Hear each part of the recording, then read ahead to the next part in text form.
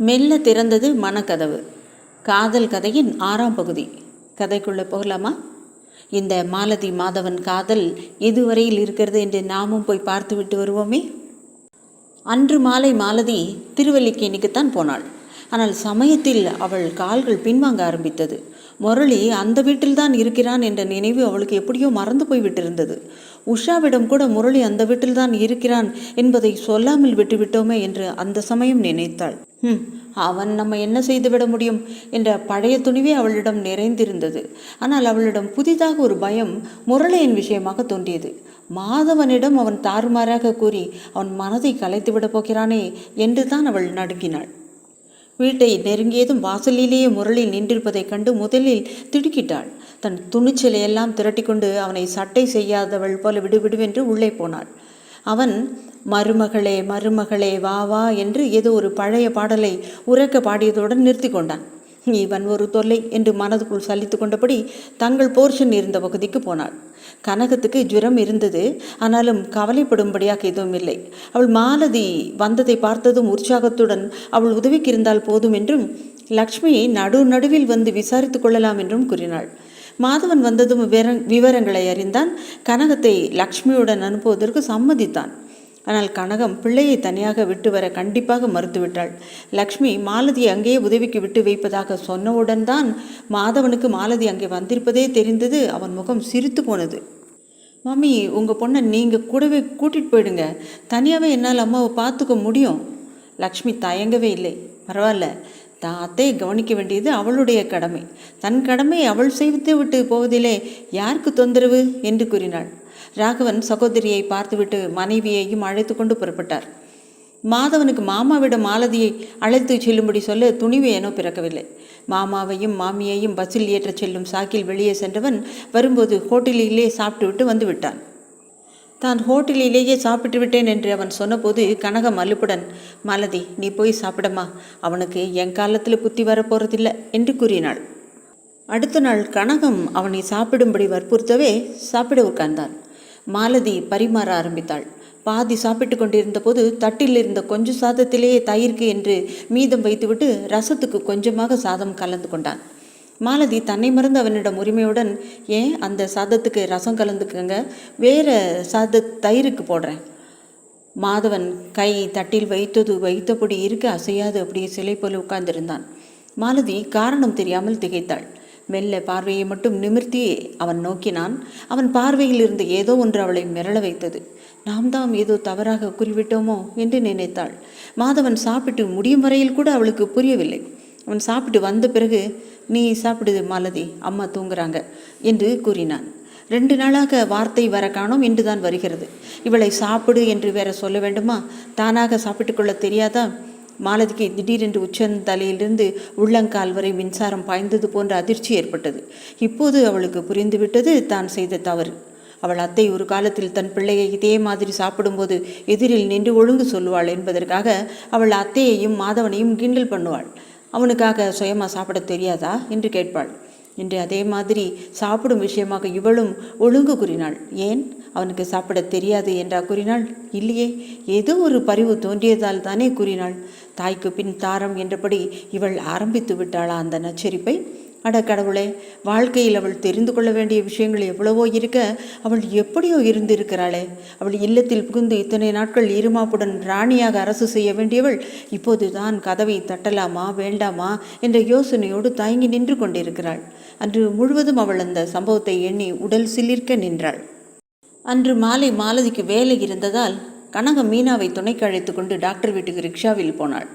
மாலதி தனியாக சமையல் அறையில் இருந்தாள். அந்த சமயத்தில் தான் மாலதி என்று எப்படி ஆபத்து வருமோ என்று பயந்து நடுங்கிக் கொண்டிருந்த ஆபத்து வந்தது.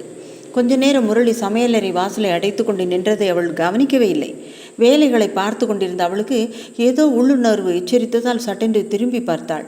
முரளி அவளை வெறுத்தி பார்த்து கொண்டு நிற்பதை கண்டதும் அவளது இதயமே நின்று விட்டது. இங்கே எதுக்கு வந்த என்று அதட்டினாள். என் கணக்கை தீக்க வந்தேங்கிறது உனக்கு தெரிஞ்சிருக்குமே என்று கூறிக்கொண்டே உள்ளே வந்து விட்டான். மாலதி இன்னும் பின்னால் நகர்ந்து எரிந்து கொண்டிருக்கும் ஸ்டவ் அருகில் நின்று கொண்டாள். என் கணக்கு இவ்வளவு சுலபமாக தீரப்போகிறது என்று நான் எதிர்பார்க்கவே இல்லை என்று கூறியபடி அவன் இன்னும் அருகில் வர முயன்றான். மாலதி நிதானமாக சொன்னாள், இன்று உன் கணக்கு தீர்க்கிறதா அல்லது ஏறுகிறதா என்று அதையும் பார்த்துடுவோமே. சும்மா மிரட்டாத. மாதவன் தான் பயந்துட்டு தான் உரிமையை விட்டு கொடுத்துட்ருக்கான். எனக்கு அந்த விஷயம்லாம் தெரியாதுன்னு நினச்சிட்ருக்கியா? முரளி தன் கரத்தை நீட்டினால் மாலதியை எட்டும் அளவுக்கு அருகில் வந்து விட்டான். மாலதி இடுக்கியினால் ஸ்டவ்வில் கொதித்து கொண்டிருந்த குழம்பை பாத்திரத்தோடு எடுத்து கொண்டாள். என்னை பற்றி உனக்கு நல்லா தெரியும்னு நினைக்கிறேன். இன்னும் ஒரு அடி எடுத்து வச்சா இதை சுட சுட உனக்கு அபிஷேகம் பண்ணிடுவேன். மரியாதையை போயிடு என்று பதட்டமில்லாமல் சொன்னாள். அவள் குரலில் இருந்த உறுதியும் ஏற்கனவே அவளிடம் தான் பட்டிருக்கும் அனுபவமும் முரளியை பின்னடைய செய்தன. பரவாயில்ல, தற்காலிகமாக தப்பிச்ச. எங்கிட்டேருந்து நீ எங்கே போக போகிற? மாலதி அலட்சியமாக சொன்னாள். போடா போடா, உன்னை போல இருக்கிறவங்க சொல்லும் வழக்கமான மிரட்டல் தான் இது. போ. முரளி போய்விட்டான். மாலதி தன் அத்தையும் மீனாவும் வரும் வரையில் சமையல் அறையை விட்டு நகரவே இல்லை. அவள் ஸ்டவ்வை அணைக்கவும் இல்லை, கொதித்து கொண்டிருக்கும் குழம்பை இறக்கவும் இல்லை. அவர்கள் டாக்டர் வீட்டிலிருந்து வந்தவுடன் வெளியே வந்தாள். அத்தைக்கு மருந்து கொடுத்தவுடன் சாதம் கரைத்து கொடுத்தாள். தங்கள் பகுதிக்கு கிளம்பிய மீனாவை தடுத்து நிறுத்தி, இரேன் சும்மா பேசிகிட்டு இருக்கலாம், எனக்கும் பொழுதே போகலை. இருவருமாக வராந்தாவில் உட்கார்ந்து கொண்டனர். தாழ்ந்த குரலில் இருவரும் பேசினார்கள். மாலதி திடீரென்று மீனாவை கேட்டாள், உன் அண்ணா வேலைக்கு எதுவும் முயற்சி பண்ணலையா? எப்போ பார்த்தாலும் வீட்டிலே இருக்காரே. அவனுக்கு என்னவோ படிப்பும் ஏறலை, வேலையும் வணங்கலை. அப்பாவுக்கு அவனை பற்றி தான் எப்போவுமே கவலை என்று கூறிவிட்டு இன்னும் குரலை தழைத்து கொண்டு மேலே பேச ஆரம்பித்தாள். மாதவன் சார் இங்கே குடி வர்றதுக்கு முன்னாடி நடந்ததுனால அவருக்கு கூட நாங்கள் எதுவுமே சொல்லலை, நீயும் சொல்லாத அவர்கிட்ட என்று தலையும் வாலும் இல்லாமல் திடீரென்று அவர் கூறியது மாலதிக்கு விளங்கலை. நீ எதை சொல்கிற? என் அண்ணா முரளி விஷயமா ஒரு கலாட்டா நடந்துச்சு. அப்பா அதுக்கு பயந்து தான் அவனை நாக்பூருக்கே அனுப்புனார். அங்கே எங்கள் மாமா கிட்ட அனுப்பி அவனை திருத்தி நல்ல வழியில் கொண்டு வர சொன்னார்.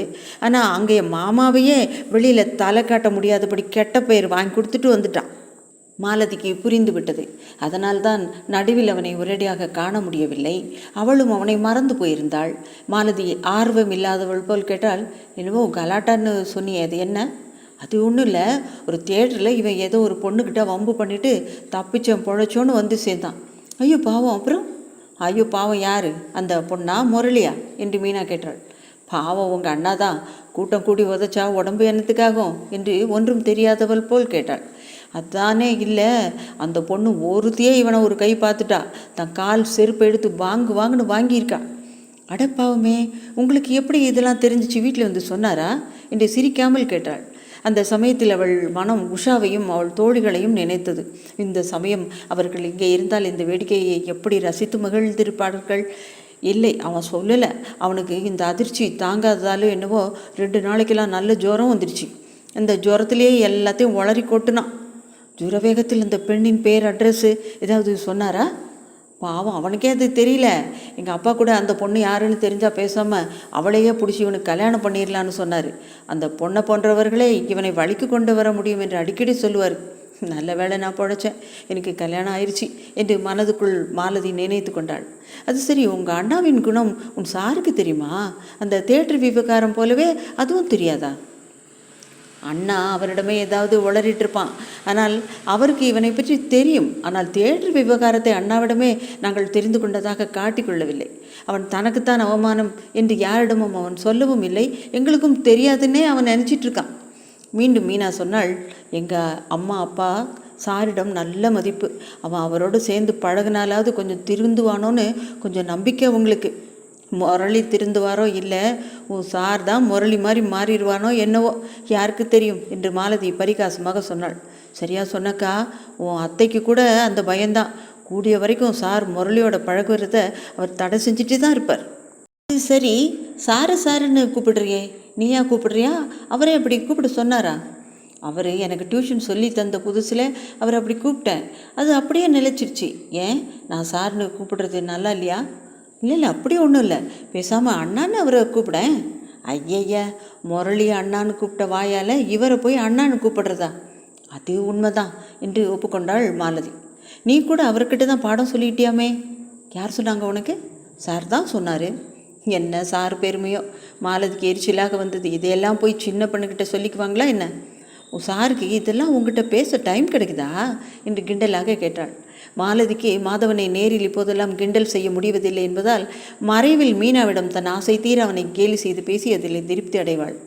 நான் சொல்கிறதுலையோ எழுதுறதுலையோ கூட பாட விஷயமா சில்ல தவறு நேர்ந்தா கூட காதை பிடிச்சி திருக்கிப்பிடுவார், குட்டிப்பிடுவார். நீ இன்னும் அவருக்கு வரவு வேற, உன்னையும் அந்த மாதிரி குட்டுவாரா? மாலதி திகைப்படைந்தாள். இந்த பெண்ணிடம் அவ்வளவு சொந்தமாகவா பழகுகிறார்? என்னிடம் அவர் மீனா கேட்பது போல என்றாவது பழகி இருக்கிறாரா என்று தானே சிந்தித்து பார்த்தாள். அவளை மாதவன் குட்டியதும் இல்லை, காதை திருக்கியதும் இல்லை. அவன்தான் குனிந்த தலை நிமிராமல் அந்த நாளில் பாடம் சொல்லி தருவானே. தலை குனிந்து முகத்தை கூட பார்த்து பழகாதவனுக்கு அவளை குட்டவோ காதை திருக்கவோ துணிவு எங்கே வரப்போகிறது? இன்னும் சொல்லப்போனால் ஒரு நாள் அவன் நோட்ஸ் ஏதோ டிக்டேட் பண்ணி கொண்டிருந்தபோது வேகமாக சொன்னான் என்பதற்காக அவள் அவனை குட்டியிருக்கிறாள்.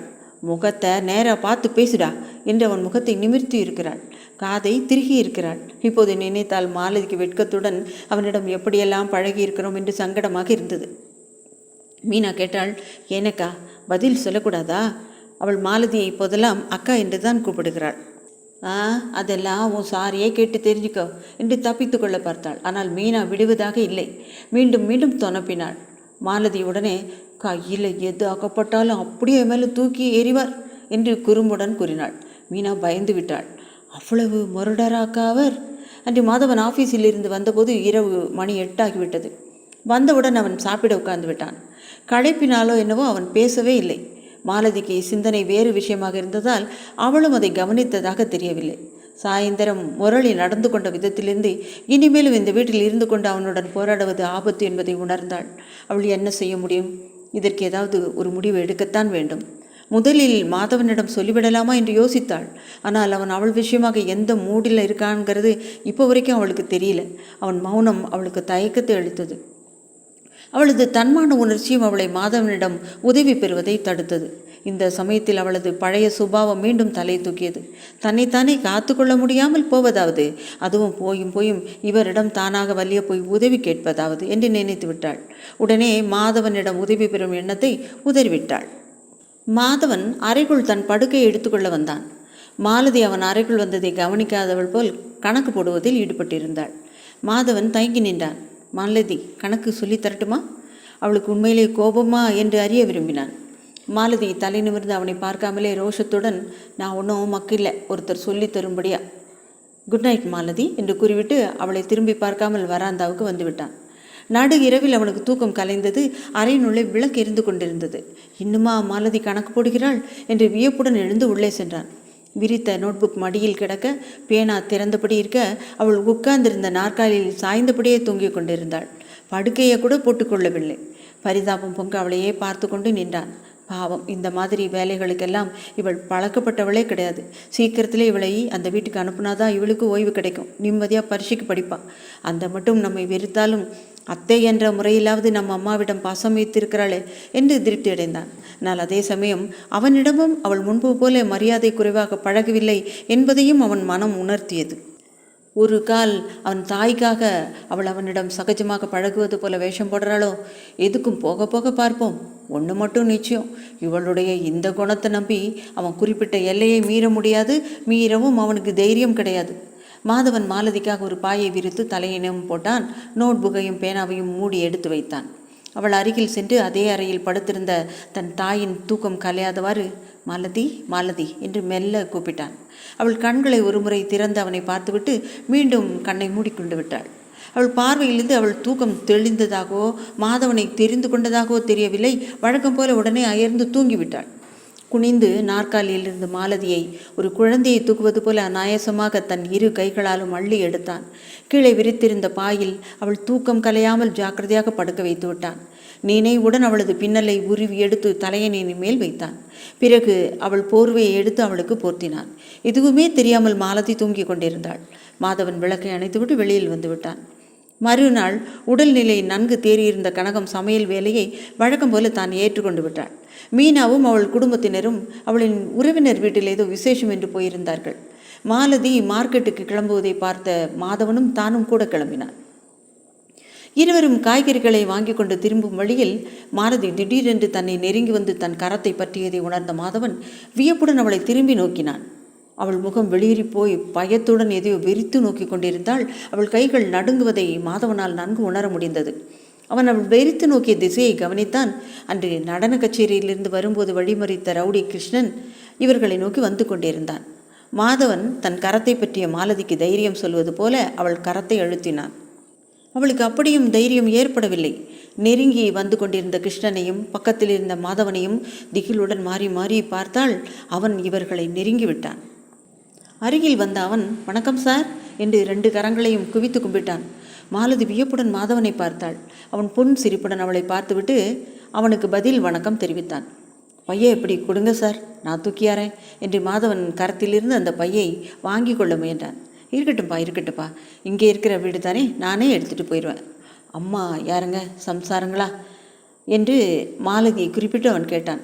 ஆமாம், இவளுடைய மாங்கல்ய பலன்தான் அன்னைக்கு ராத்திரி என்னை உங்கள்கிட்டருந்து காப்பாத்துச்சு என்று விஷமத்துடன் மாலதியை பார்த்து கொண்டு கூறினான். அவள் முகம் குபீரென்று சிவக்க பார்வையை திருப்பி கொண்டாள். கிருஷ்ணனோ தலையை சொரிந்து கொண்டே அசடு விழுந்தான். என்ன சார், அதெல்லாம் நினைவு வச்சுக்கிட்டு ஏதோ கெட்ட காலம், நிதானம் தவறிட்டேன். உங்களை போய் இப்படி செஞ்சுட்டு அப்பாலே நான் நரகத்துக்கு தான் போவேன். மாதவன் விஷயத்தை மாற்றுபவனாக, அது சரி, உன் பிள்ளை இப்போ நல்லா படிக்கிறானா?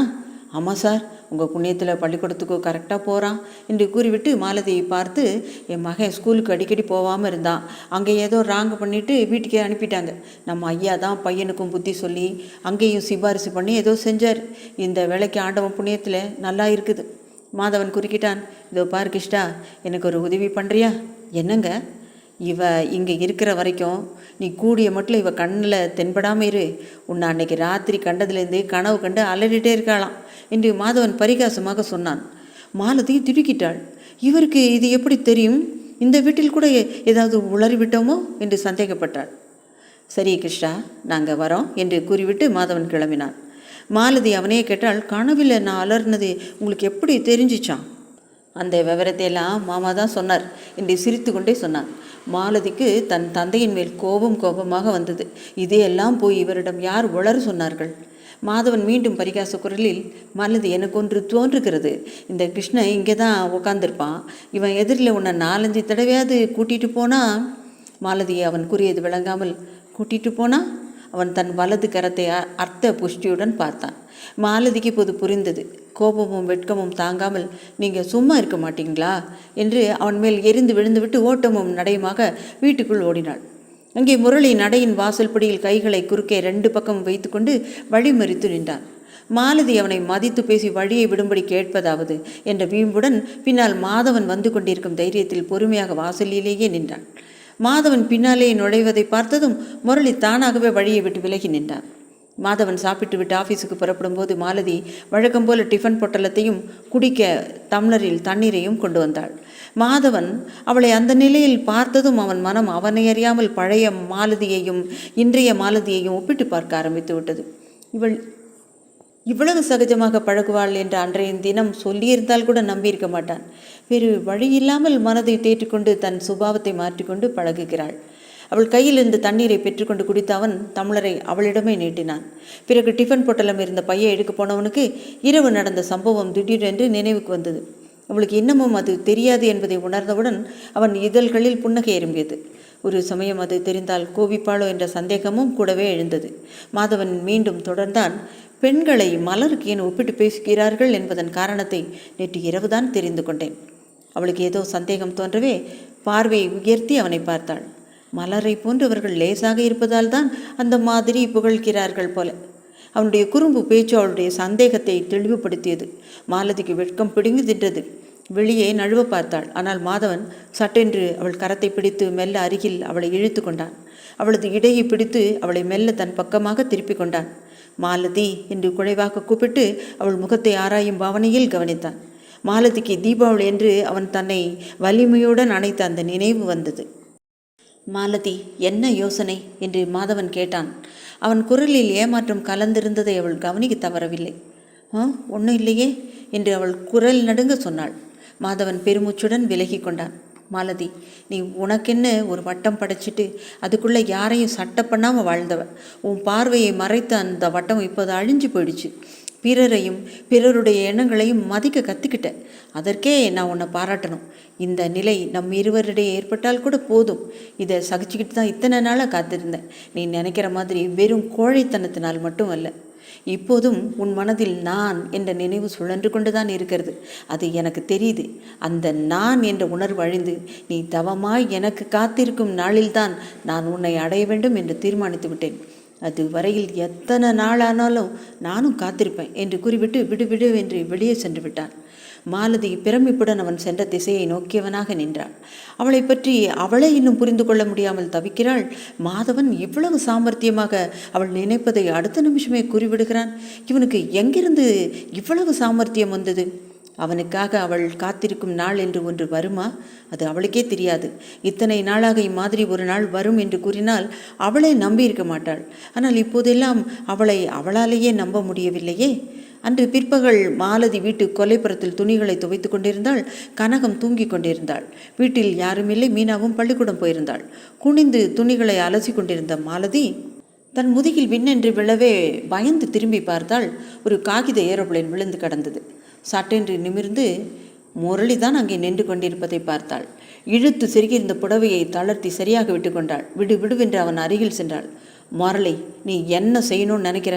வர வர உன் தொல்லை பொறுக்க முடியல. வேணும்னா உன் ஆத்திரம் தீர என்னை செருப்பாலேயே 4 அடி அடிச்சுட்டு போ. இந்த மாதிரி என் பின்னாலே சுத்தாத.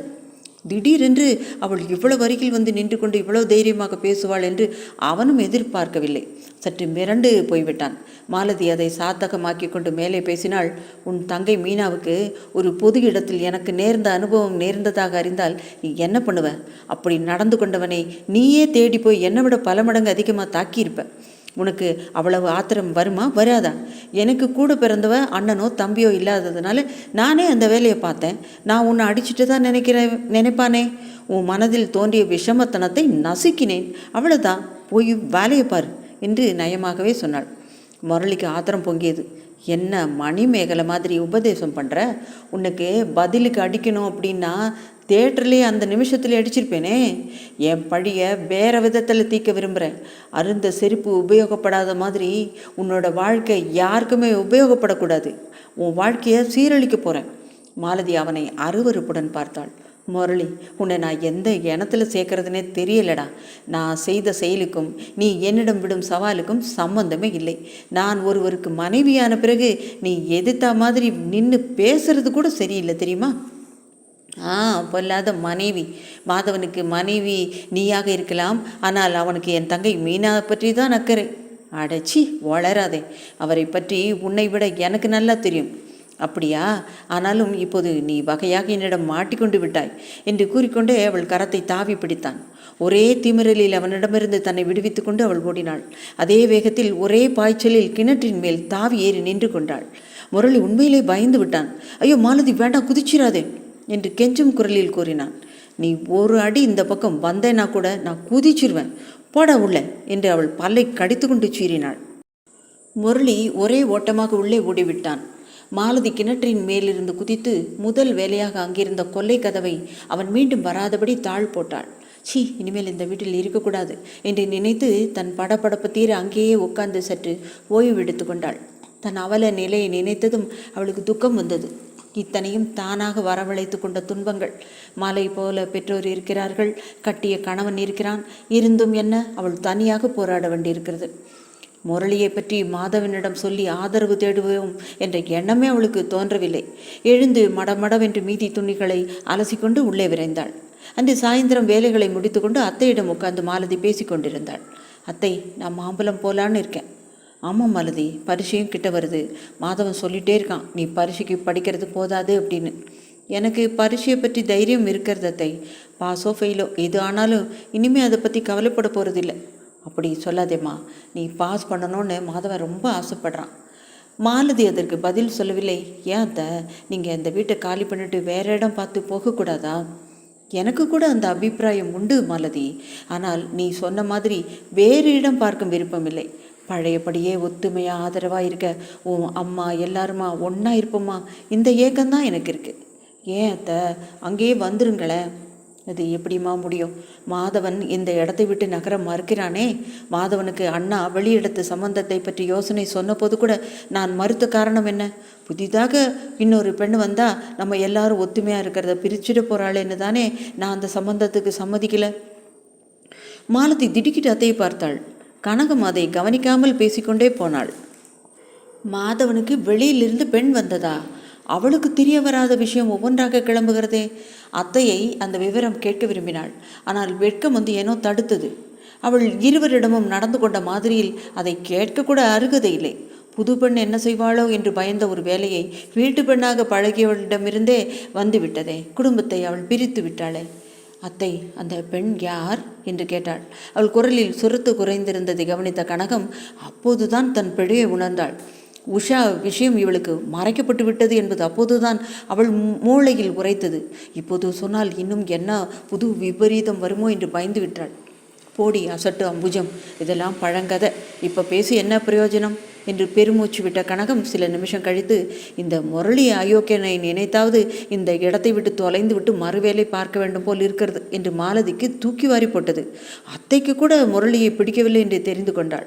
ஒரு கணம் அத்தையிடம் முரளி விஷயத்தை சொல்லிவிடலாமா என்று கூட நினைத்தாள். ஆனால் இனிமேல் அவனை பற்றி சொல்வதில் என்ன இருக்கிறது? அவளோ இந்த வீட்டை விட்டு நாளைக்கே போய்விடுவாள்.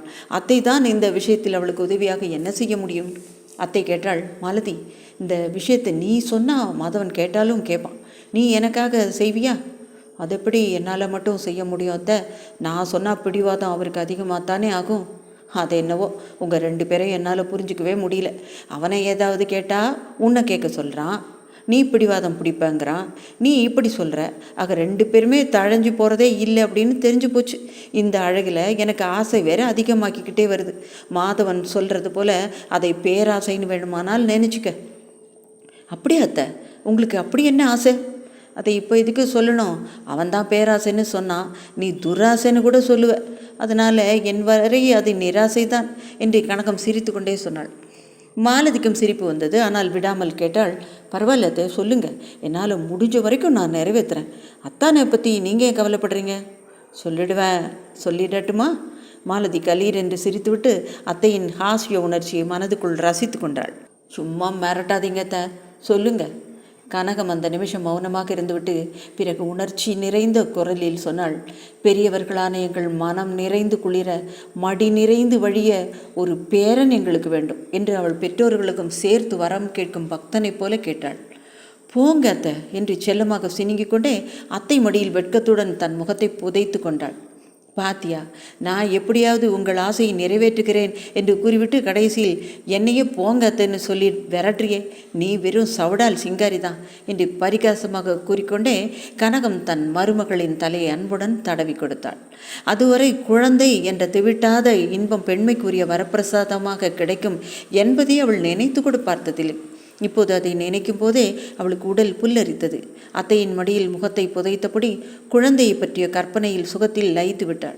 கனகம் பரிகாசமாக, ஏண்டியம்மா குழந்தை, உன் மடி நிறைய குழந்தை வேணும்னா ஏன் மடியில் குழந்தை மாதிரி படுத்துக்கிட்டே, நல்ல பெண்ணடி என்றாள். அன்று இரவு அத்தை சமையலறையில் வேலை செய்து கொண்டிருந்த போது கூடவே மாலதி நின்று கொண்டு அத்தையுடன் பேசி கொண்டிருந்தாள். அந்த சமயத்தில் மாதவன் முன்னறையிலிருந்து மலதி மலதி என்று உரைக்க அழைத்தான். அவன் அவ்வளவு உரிமையுடன் அவளை பேர் சொல்லி உறக்க கூப்பிட்டதே இல்லை. அவள் தாங்கி கொண்டே சென்று நின்றாள். பரீட்சை நெருங்குகிறதுன்னு நினைப்பு இருக்கா இல்லையா? மாலதிக்கு அவன் தன்னை மிரட்டுவது வேடிக்கையாக இருந்தது. சிரிப்பை அடக்கி கொண்டு, அவ்வளவு சுலபமாக மறக்கக்கூடிய விஷயமா அது? சரி சரி, அந்த பேப்பரில் உனக்காக சில கணக்குகள் கொடுக்குறேன், ஏதாவது பரீட்சை பேப்பர் நடக்க போவது மாதிரி கவனிச்சு போடு. அவன் பாட விஷயங்கள் பேசினதுனாலேயோ என்னவோ மாலதிக்கு கல்யாணத்துக்கு முன் பழகிய குரு சிஷ்யை பாவமே நினைவுக்கு வந்துவிட்டது. இடையில் ஏற்பட்ட மற்ற எல்லாவற்றையும் மறந்துவிட்டாள். அப்படியானால் நீங்கள் எக்ஸாமினர் இல்லையா என்று சிரித்து கொண்டே கேட்டவாறு அவனுக்கு அருகில் போட்டிருந்த நாற்காலியில் உட்கார்ந்து கொண்டாள். அதில் தான் மீனா உட்காருவது வழக்கம். இவன் எப்போதும் மேஜைக்கு எதிர்ப்புறமாக போட்டியிருந்த பெஞ்சில் தான் உட்காருவது வழக்கம். அதை அவள் மறந்து விட்டாள். ஆனால் மாதவன் தடுமாறினான். அவள் மறந்திருக்கும் இந்த சூழ்நிலையை மீண்டும் நினைவுபடுத்தி அவளை குழப்ப விரும்பவில்லை.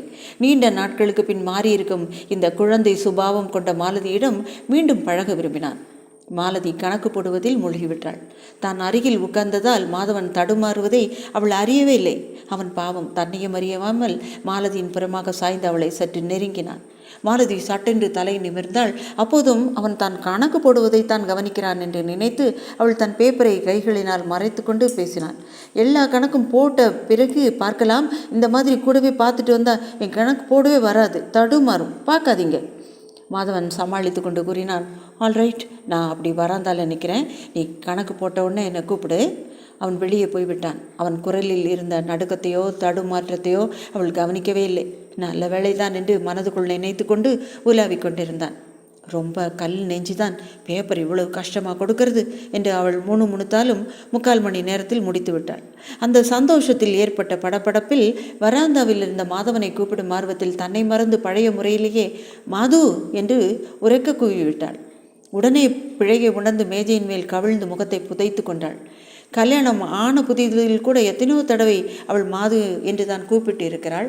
ஆனால் சமீபத்தில் 3ஆம் மனிதரிடம் சொல்லும்போது அத்தான் என்று மட்டும் சொல்லுவாளே தவிர நேரில் அவனை பேர் சொல்லி கூப்பிடுவதையோ அந்த பேரை பிறரிடம் குறிப்பிடுவதையோ விட்டிருந்தாள். எப்படி இதை மறந்தோம் என்று தன்னையை கடிந்து கொண்டு தவித்து கொண்டிருந்தாள். மாதவன் தன்னினைவில் மூழ்கி இருந்ததினால் அவள் கூப்பிட்டதை கவனிக்கவே இல்லை. இன்னுமா போட்டு முடிக்கவில்லை என்று கடிந்து கொண்டே உள்ளே வந்த அவன் அவள் கவிழ்ந்து படுத்திருப்பதை கண்டதும் பேஷ் தூக்கமா என்று கேள்வியுடன் கேட்டான். தான் அழைத்தது அவன் காதில் படவில்லை என்று நிம்மதியடைந்த அவள் இல்லை என்று தடுமாற்றத்துடன் கூறிக்கொண்டே எழுந்திருக்க முயன்றாள். அவள் அறியாமல் செய்த தவறு அவள் மறந்திருந்த சூழ்நிலையை நினைவில் கொண்டு வந்தது. அவன் அருகில் நெருக்கமாக உட்கார்ந்து இத்தனை நேரம் கணக்கு போட்டவள் தான் போட்ட கணக்குகளை அவன் திருத்துவதற்காக அருகில் நின்றபோது நாணத்துடன் நகர்ந்தாள். அதானே பார்த்தேன், இந்த சின்ன மிஸ்டேக் எவ்வளவு தூரம் கணக்கே காலை வாரி விட்டுருச்சு பார் என்று கூறியபடி மாதவன் அவள் காதை பிடித்து திருக்கினான். மாலதி வலி தாங்காமல் வீல் என்று கத்தினாள். அவள் குரலை கேட்டதும் திடுக்கிட்டு பதறிய மாதவன் பேப்பரை அப்படியே கீழே போட்டுவிட்டு துடித்தவாறு சொன்னான்.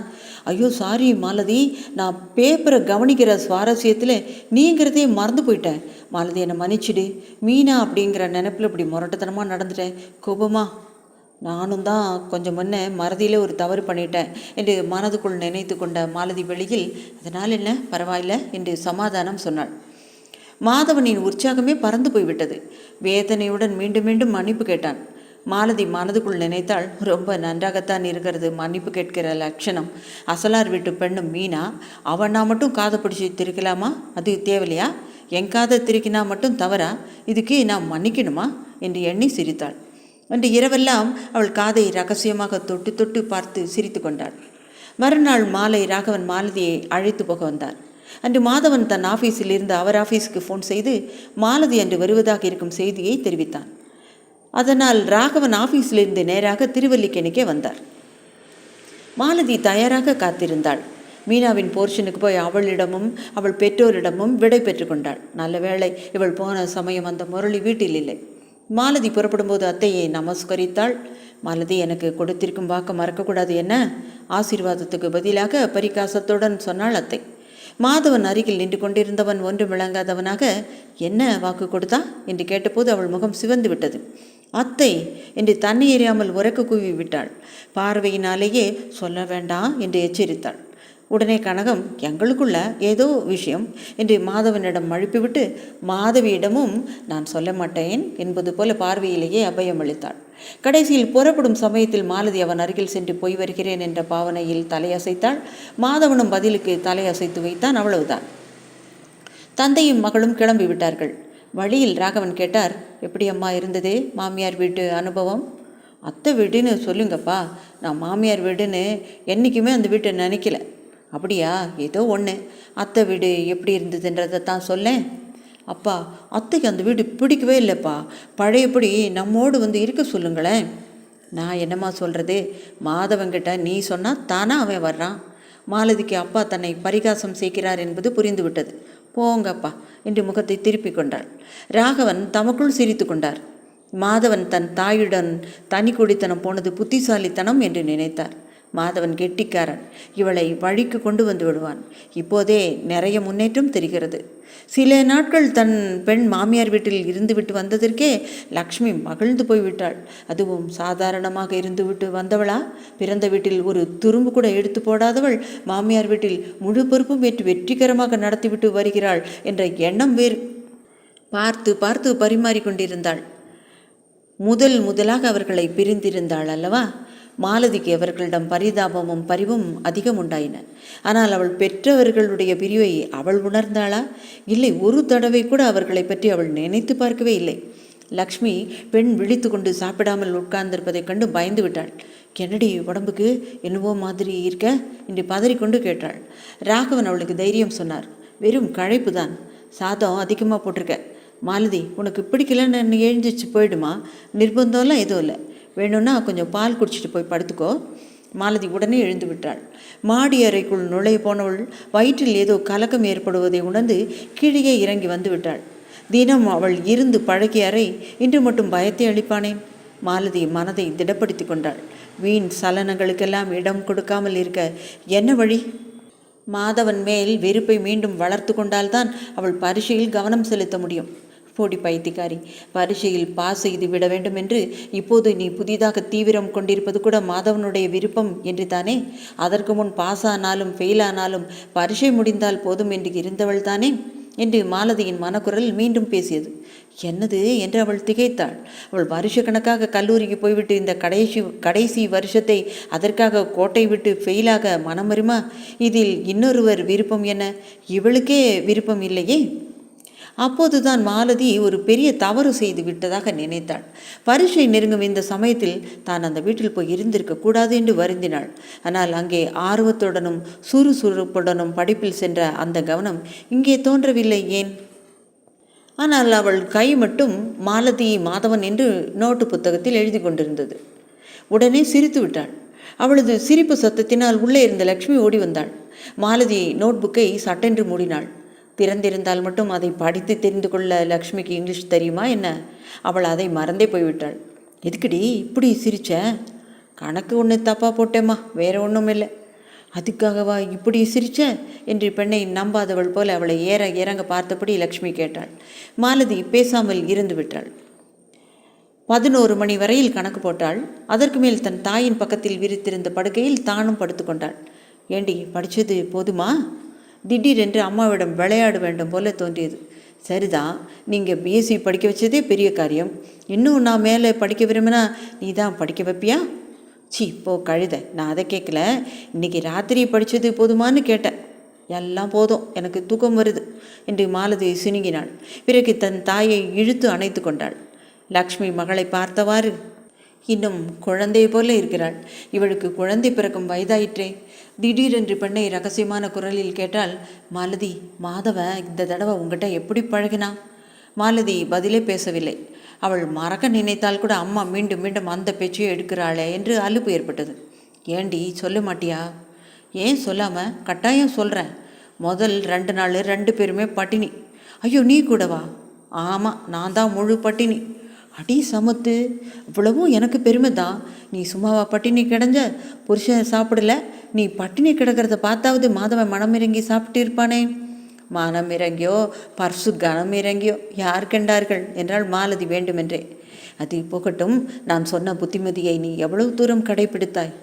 ஆமாம், நீ ஏதோ சொன்னில்ல, நான் அதை மறந்து போயிட்டேன். அப்படியோ ஒரு தடவையோ 2 தடவையோ உன் புத்திமதியை கடைப்பிடிச்சதான் ஞாபகம். நாசமாக போச்சு, உனக்கு போய் சொல்லி தொலைஞ்சேனே. என் புத்தியை சொல்லணும். போகட்டும், இந்த தடவை எதுவும் சண்டை எதுவும் நடக்கலையே? சண்டை சுவாரஸ்யமாக நடக்கலம்மா. மாலதி பரிகாசம் செய்கிறாள் என்று லக்ஷ்மிக்கு புரிந்துவிட்டது. அந்த விளக்கின் ஒளியிலும் அம்மா தன்னை உற்று பார்ப்பதை கவனித்த மாலதி, என்னம்மா அப்படி பார்க்குற? என்ன ஓடி பெத்த மனசு துடிக்குது. கேட்டால் சரியாகவே பதில் சொல்ல மாட்டேங்கிறியே. நீ என்ன கேட்குறங்கிறதே எனக்கு புரியலையே. மற்றபடி நீ கேட்குற எல்லாத்துக்கும் நான் பதில் சொன்னேன்ல. அவளுக்கா புரியவில்லை? எல்லாம் புரிந்து தான் இருந்தது. என்ன பதில் சொல்லுவது? பெண்ணுக்கு புரியவில்லை என்பது பொய் என்பது லட்சுமிக்கும் தெரியும். அவள் பெருமூச்சுடன் திரும்பி படுத்து கொண்டாள். அன்று காலையில் ராகவன் மாலதி 2 பேருமே ஒன்றாக சாப்பிட்டு கொண்டிருந்தார்கள். ராகவன் பேச்சின் இடையில் சொன்னார், லக்ஷ்மி, அடுத்த முதல் தேதியிலேருந்து நான் ஆஃபீஸ் போகிறதே இல்லை. 6 மாதம் லீவ் எடுத்துகிட்டு அப்படியே ரிட்டையர்ட் ஆக போகிறேன். என்னது, அதுக்குள்ளேயா? என்ன உன் மனசில் நாம் 2 பேரும் இன்னும் இளம் தம்பதின்னு நினைப்பா? நான் அதுக்கு சொல்லலைங்க. நீங்கள் ரிட்டையர்ட் ஆனால் குடும்பம்னு ஒன்று இருக்கே, மனசில் கவலை இருக்காதா? வெளியில் ஒரு கேள்வியை கேட்டுட்டேன், அவ்வளவுதான். சமாதானப்படுத்த முயன்றாள். குடும்பமாவது கவலையாவது, நமக்கு ஏது குடும்பமும் கவலையும்? ஒரே பொண்ணு, அவளையும் கல்யாணம் பண்ணி கொடுத்துட்டோம். லக்ஷ்மிக்கு திடீரென்று கோபம் வந்து விட்டது. அது சரி, பெண்ணை பற்றிய பொறுப்பு வேண்டுமானாலும் தீர்ந்து விட்டது. நான் ஒருத்தி குடும்பம் என்கிற பெயரில் உங்களுக்கு சுமையாக இருக்கிறேனே, என்ன செய்வதாக உத்தேசம்? கிராமத்தோடு போயிடுவோம். இந்த லீவில் வீட்டு ரிப்பேர் பண்ணிடுறேன், வீட்டை வாடகைக்கு விட்டுருவோம், பென்ஷனும் வரும். நம்ம 2 பேருக்கும் போதாதா? ஊராரை உலகத்தாரை பொறுத்தவரையா உங்கள் பொண்ணுக்கு கல்யாணம் பண்ணியிருக்கீங்க? அவள் இங்கே தானே இருக்கா? ராகவன் கோபத்துடன் இடைமறித்தார். என்னடி, நானும் கொஞ்ச நாளாக பார்க்குறேன், இந்த கல்யாணத்தை சாக்கிட்டு என்னைய குத்தம் சொல்லிகிட்டே இருக்க. என்ன குறை கண்ட? மாலதி மிகவும் சங்கடத்துடன் நெளிந்தாள். தன்னை பக்கத்தில் வைத்து கொண்டே இருவரும் அப்படி பேசுவது அவளுக்கு பிடிக்கவில்லை. லக்ஷ்மி தொடர்ந்தாள், ஒருவருக்கு குறை இருந்தால் சொல்லலாம். எல்லாருக்குமே இந்த கல்யாண விஷயமா தீராத குறை தான். என் பெண்ணை மணந்ததாலே அவனும் தான் என்ன சந்தோஷத்தை அனுபவிக்கிறான். அவனுக்கு சந்தர்ப்பம் வந்தபோது நீங்கள் குறிக்க வராமல் இருந்திருந்தா அவன் எப்படியோ ராஜபோகத்தில் இருந்திருப்பான். நான் என்ன கெடுத்தேன்? அதை தம்பதியர் இருவரும் மாலதி அங்கு உட்கார்ந்திருப்பதே மறந்து விட்டார்கள். அவனுக்கு அந்த இடத்துல மதிப்பு இருக்காதுன்னு போகாத ஊருக்கு பாதை கட்டினீங்க, இங்கே வளைச்சி கட்டிவிட்டீங்க. என்ன பிரமாதமாக மதித்து வந்துருச்சு உங்களுக்கு. வீட்டை விட்டு போய் எங்கேயோ அல்லல் படுறாங்க. நீங்கள் என்னன்னா இப்போ வீட்டை வாடகைக்கு விட்டுட்டு நிம்மதியாக போய் ஊரில் உட்காந்துருவீங்க. இவ கதி என்ன? அக்காவும் மாதவனும் என்ன பண்ண போகிறாங்க? இதெல்லாம் தெரியாமல் நான் இந்த வீட்டை விட்டு நகர மாட்டேன். லக்ஷ்மி, என்னை என்ன பண்ண சொல்கிற? நான் நல்லதுன்னு நினச்சி தானே செஞ்சேன். இந்த மாதவன் தான் தைரியமாக அன்னைக்கே மறுத்து பேசியிருக்கலாமே.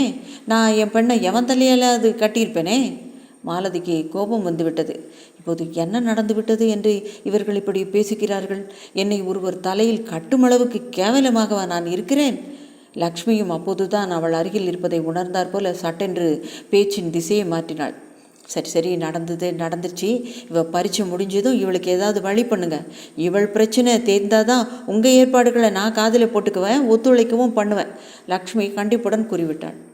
இவள் பிரச்சனை என்ன பெரிய பிரச்சனை? இவளும் இவள் புருஷனும் அதை பற்றி தங்களுக்குள் பேசி ஒரு முடிவுக்கு வந்து கொள்ளட்டும். அதில் நீயோ நானோ என்ன செய்ய முடியும்? இந்த வழிக்கும் இவள் புத்து வராவிட்டால் பெத்த தோஷம் நமக்கு விடாது. கிராமத்தில் நம்மோடே வந்து கிடக்கட்டும். மாலதிக்கு அதற்கு மேல் பொறுக்கவில்லை. அவளை வேண்டாத சுமையாக கருதி மாற்றி மாற்றி இருவரும் பேசியவுடன் அவளுக்கு துக்கம் பொங்கி வந்தது. அம்மாவாவது அப்பாவாவது என்று வெறுப்புடன் நினைத்து அவள் ரசம் சாதத்துடனே எழுந்து விட்டாள்.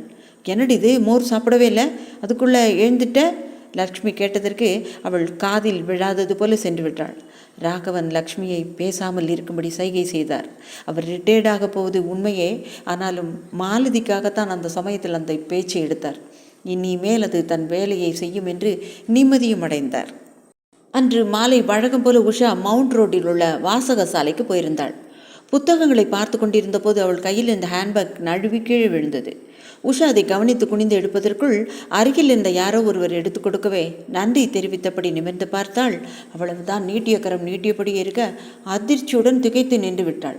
அருகில் நின்றிருந்தவன் வேறு யாருமல்ல, மாதவன். அவன் கைப்பையை நீட்டியபடி புன்னகையுடன் நின்றான். அவனே முதலில் தனிந்த குரலில் அவளை விசாரித்தான். சௌக்கியமா? உஷா தலையை அசைத்து வைத்தாள். ஏதோ கையில் கிடைத்த புத்தகங்களை அவசரமாக எடுத்துக்கொண்டாள். மாதவனை சந்தித்த அதிர்ச்சியினால் புத்தகங்களை தேர்ந்தெடுக்க கூட அவள் விரும்பவில்லை. அதனால் உடனே புறப்பட்டாள். ஆனால் அவளை தொடர்ந்து மாதவனும் கூடவே வந்தான். பரீட்சையெல்லாம் முடிஞ்சிருச்சு போல இருக்கே? ஆமாம் என்று தலை நிமிராமல் கையில் இருந்த புத்தகங்களை புரட்டியபடியே உஷா சொன்னாள். மாலதி பரீட்சை எப்படி எழுதியிருக்கா என்று கேட்டான் மாதவன். பரீட்சை முடிஞ்சு அவள் இன்னும் எங்கள் வீட்டு பக்கமே வரவில்லை என்று தொடர்ந்து கூறினான் மாதவன். ஆனால் உஷாவின் மனம் இப்படி நினைத்தது. அவள் வராவிட்டால் என்ன, தாமாக போய் அவளையே விசாரிப்பது தானே. ஒரு காலத்தில் அவள் திட்டினாலும் அவமதித்தாலும் குழைந்து நிற்கவில்லையா? மனைவி என்ற உறவும் உரிமையும் ஏற்பட்ட பிறகு இப்போது என்ன புதிதாக ரோஷம்?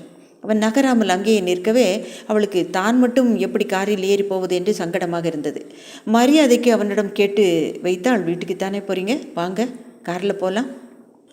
ஆனால் அவனோ உற்சாகத்துடன் தாராளமாக வரேன் என்று கூறிவிட்டான். அடுத்ததாக அவன் செய்த செயலே அவளை அதிர்ச்சிக்குள்ளாக்கியது. டிரைவிங் சீட் பக்கம் காரின் கதவை அவள் ஏறுவதற்கு வசதியாக திறந்து வைத்து கொண்டு ஒரு பக்கமாக ஒதுங்கி நின்றான். அவள் ஏறியதும் உடனே காரின் கதவை எழுந்த மூடிவிட்டு சுற்றி கொண்டு மறுபக்கமாக வந்து அவளுடைய பக்கத்து சீட்டில் உட்கார்ந்து கொண்டான். உஷா திகைத்தாள். எங்கிருந்து இவர் இத்தனை மரியாதைகளை கற்றார்? பெண்களுக்கு மரியாதை செய்யும் பண்பு ஒன்று உண்டு என்பதை எப்படி தெரிந்து கொண்டார்? ஒரு வார்த்தை பேசுவதற்குள் வேர்த்து விறுவிறுத்து உளறி கொட்டிக்கொண்டு உடம்பை நெளித்த அந்த மாதவனா இவர்? எங்கிருந்து இந்த கம்பீரமும் பேச்சில் ஒரு குழைவும் வந்தது? தைரியமாக சவால் விடுவது போல பக்கத்து சீட்டிலேயே சகஜமாக உட்கார்கிறாரே. உஷா தன்னை எறியாமல் காரில் கதவு பக்கமாக ஒதுங்கி உட்கார்ந்து கொண்டாள். கார் போய் கொண்டிருக்கும் போதே மாதவன் அவள் பக்கம் திரும்பி புன்னகையுடன் கேட்டாள், உங்களுக்கு சௌகரியப்பட்டு அப்படியே பீச் பக்கமாக போகலாமே, உங்களுக்கு அவசர வேலை ஒன்றும் இல்லையே? உஷாவின் கரம் நடுங்கியது. இவர் ஏதாவது என்னை பரிகாசம் பண்ணுறாரா என்று நினைத்து அவள் முகத்தை ஏறிட்டு பார்த்தாள். அவன் முகம் சாதாரணமாகத்தான் இருந்தது. அதிலிருந்து அவளால் ஒன்றுமே கண்டுபிடிக்க முடியவில்லை. தயவுசெய்து ஓரமாக காரை நிறுத்துங்களேன். அவன் காட்டிய இடத்தில் காரை நிறுத்தினாள். மாலதியை நீங்கள் கடைசியாக எப்போ பார்த்தீங்க? பரீட்சை முடிஞ்ச அன்னைக்கு பார்த்தேன், அதாவது ஒரு வாரத்துக்கு முன்னாடி. அவள் என்னை சந்திப்பதை ஏனோ தவிர்க்கிறாள். அவள் முன்பு இருந்த மாதிரியாக என் விஷயத்தில் இருந்திருந்தால் இதை ஒரு அதிசயமாக எண்ணி கவலைப்பட்டிருக்க மாட்டேன். நடுவில் அவள் என்கிட்ட பழகிய முறை வேறு மாதிரி இருந்துச்சு. அவள் மனம் வருந்தும்படியாக எனக்கு தெரிந்தவரை எதுவும் நடக்கலையே, ஏன் மறுபடியும் அவளிடம் இந்த குணமாற்றம் என்று மாதவன் கேட்டான். மாலதியையே விசாரித்தால் தெரிகிறது என்று மெதுவாக கூறினாள் உஷா. இவள் விசாரித்து சொல்வதாக கூறுகிறாளா அல்லது தன்னையே அவளை கேட்டுக்கொள்ளும்படி அலட்சியமாக சொல்லுகிறாளா என்று தெரியாமல் மாதவன் அவள் முகத்தை கவனித்தான். உஷா மெல்ல கேட்டாள், மாலதிக்கு நம்ம விஷயம் எதுவும் நீங்கள் சொல்லலையா? நம்ம விஷயமா? எது? உஷா பதில் பேசாமல் இருந்தாள். சட்டென்று நினைவுக்கு வந்த அவன், ஓ அதை சொல்கிறீங்களா? நான் அவகிட்ட சொல்கிறதுனால என்ன பிரயோஜனங்கிறதுனால நான் அதை அவகிட்ட சொல்லவே இல்லை. அவள் அதை அரை குறையாக தெரிந்து கொண்டு வீணாக ஏதோ கற்பனை செய்துட்ருக்கா. உங்களுக்கு வேற ஒரு பொண்ணை பார்த்ததாகவும் அதை அவளால் தான் தடை பெற்றுச்சுன்னும் ரொம்ப கவலைப்படுறா. அதை நான் அவகிட்ட அன்னைக்கே சொல்லியிருக்கலாம். ஆனால் அந்த சமயத்தில் அவள் என்னை நடத்த விதத்தை கவனித்த போது எனக்கே தயக்கமாக இருந்துச்சு. நான் எதை சொன்னாலும் அவளுக்கு நல்லதாக தோணியே இருக்காது.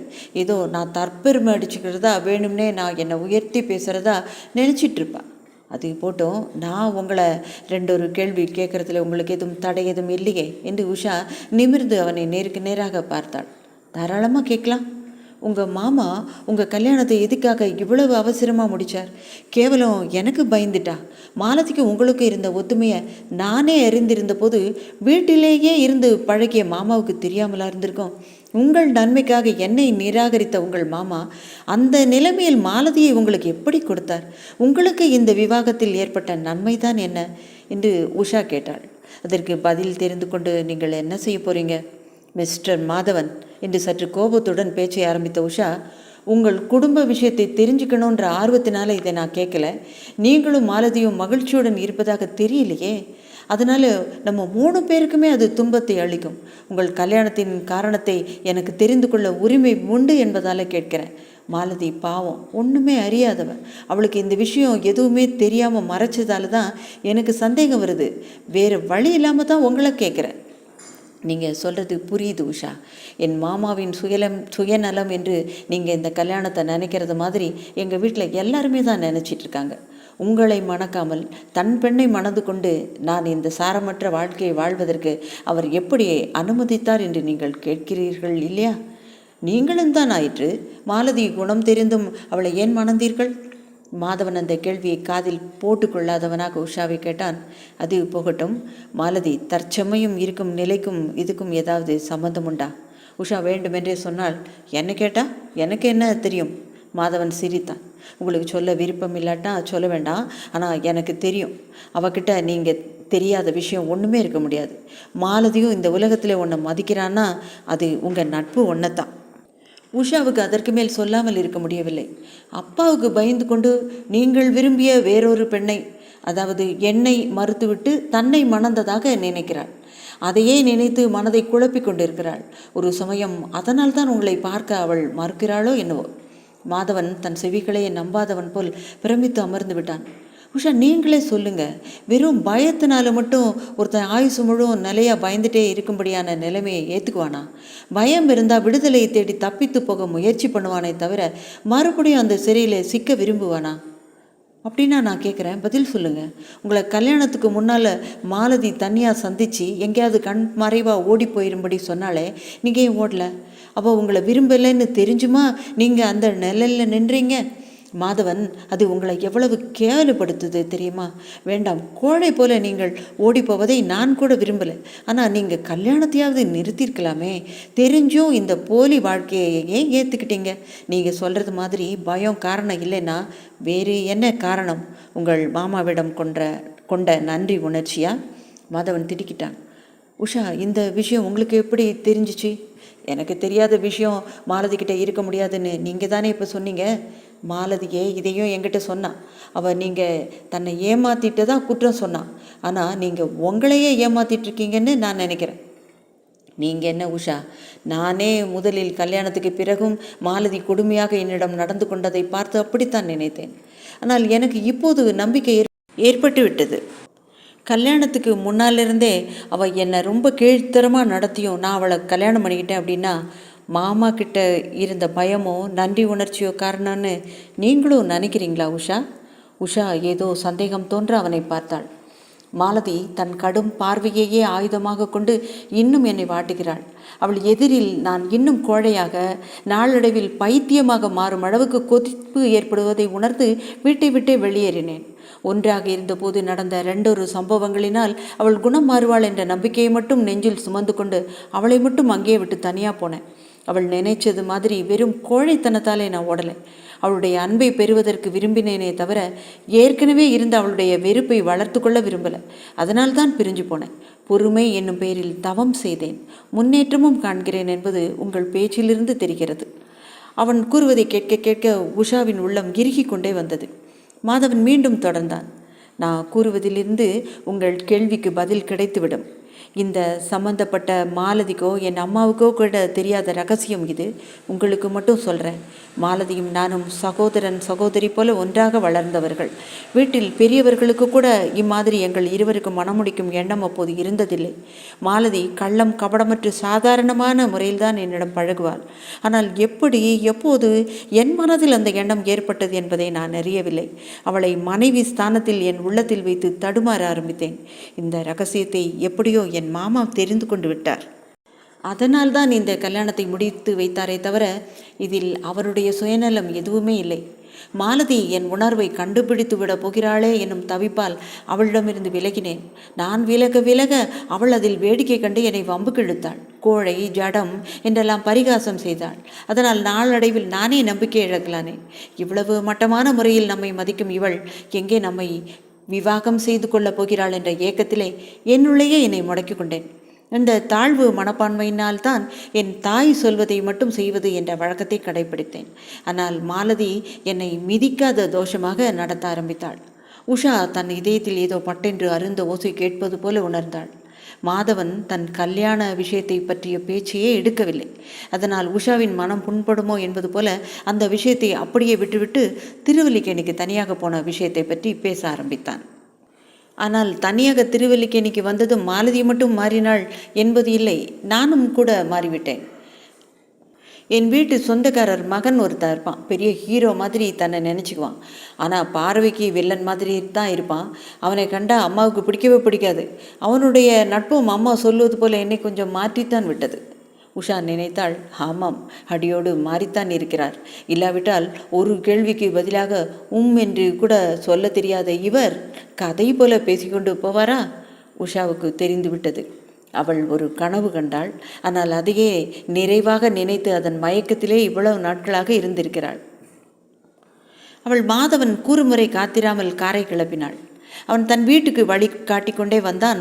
அவள் மனம் இருந்த நிலையில் திருவல்லிக்கேணிக்கே உரித்தான அந்த குறுகிய 2 சந்துக்களில் எப்படித்தான் ஓட்டி வந்தாளோ தெரியாது. அவன் வீட்டு வாசலில் ஒரு வழியாக காரை நிறுத்தினாள். மாதவன் விடை பெறுவதற்காக அவள் பக்கம் திரும்பினான். அவளிடம் அவனுக்கு பழக்கம் அதிகம் கிடையாது என்றாலும் அவனுக்கு ஏனோ அவளிடம் ஒரு பற்று உண்டாகி எல்லாவற்றையும் கூறிக்கொள்ள வேண்டும் போல தோன்றியது. பல வருஷத்து குமுறல்களையெல்லாம் அவளிடம் கூறிவிட்டான். அது அவனுக்கே கூட வியப்பாக இருந்தது. உஷா தற்செயலாக மாதவன் வீட்டு வாசல் பக்கம் பார்த்தாள். அங்கே முரளி நின்று கொண்டிருப்பதை கண்டதும் திடுக்கிட்டாள். காரிலிருந்து இறங்க முயற்சி செய்த மாதவன் சற்று இருங்கள், இங்கு வாசலில் நிற்கிறவன் யாரு? இவன்தான் நான் சொன்ன முரளி, எங்கள் வீட்டு சொந்தக்காரரோட பையன். இவன் இங்கே இருப்பது மாலதிக்கு தெரியுமா? அவள் இவனை பார்த்தாளா? மாதவன் வியப்புடன் கேட்டான். ஏன், எதுக்கு கேட்குறீங்க? மாதவன், தயவுசெய்து சொல்லுங்க, மாலதி இங்கு வந்தப்போ இவனை பார்த்தாளா? இவனை பற்றி அவள் ஒன்றுமே சொல்லலையா? மாதவன் நெற்றி சற்று சுருங்கியது. சில நிமிஷங்கள் யோசித்து பார்த்தான். இல்லையே, அவள் இவனை தெரிஞ்சதாவே காட்டிக்கலையே. உங்களுக்கு இவனை தெரியுமா? மாலதி இங்கே வர்றதே இல்லைன்னு கவலைப்பட்டீங்களே, ஒரு சமயம் அவன் இங்கே இருக்கிறது தான் காரணம் என்றாள் உஷா. உஷா, தயவுசெய்து விவரமாக சொல்லுங்கள். உஷா, மெல்ல பேசுங்கள் என்று கூறியபடி மீண்டும் வீட்டு பக்கம் திரும்பி பார்த்தாள். அவன் இவர்களையே வெறித்து பார்த்து கொண்டு அங்கே நின்றான். உஷா மெல்லிய குரலில் விவரமாக தியேட்டரில் நடந்ததிலிருந்து வழிமறித்து அவன் மாலதியை மிரட்டியது வரை கூறினாள். தியேட்டரில் நடந்ததை உஷா கூறியதும் மாதவன் விழுந்து விழுந்து சிரித்தான். அவன் சீட்டில் தலையை சாய்த்து கொண்டு நினைத்து சிரிப்பதை கண்டதும் உஷா மாலதியை நினைத்து கொண்டாள். அடி அசடே, இவர் உன்னை விரும்பவில்லை என்று நினைத்து வீணாக வதைத்து கொள்ளுகிறாயே. இவர் உன் செயலை நினைத்து பெருமைப்படுவதை நீ எப்படி அறிய முடியும்? உடல் குள்ளுங்க இவர் சிரிப்பதை பார்த்தால் உன் சந்தேகத்துக்கு பொருளே இல்லையே என்று நினைத்தாள்.